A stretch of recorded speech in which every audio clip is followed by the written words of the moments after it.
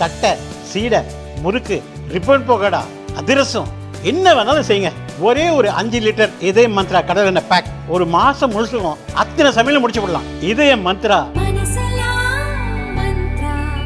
குழந்தைகளுக்கான இலவச இருதய மருத்துவ ஆலோசனை முகாம் ஆகஸ்ட் 2 வரை கோவை KMCH மருத்துவமனையில் நடைபெறுகிறது. முன்பதிவிற்கு 8754887568. ஜூலை 27 அரியலூர் கங்கை கொண்ட சோழபுரத்தில் உள்ள பிரகதீஸ்வரர் கோயிலில் ராஜேந்திர சோழனின் திருவாதிரை பிறந்தநாள் விழா நடக்கிறது. விழாவில் பிரதமர் மோடி சிறப்பு விருந்தினராக பங்கேற்க உள்ளார். பிரதமர் மோடியின் தமிழக பயண திட்டம்.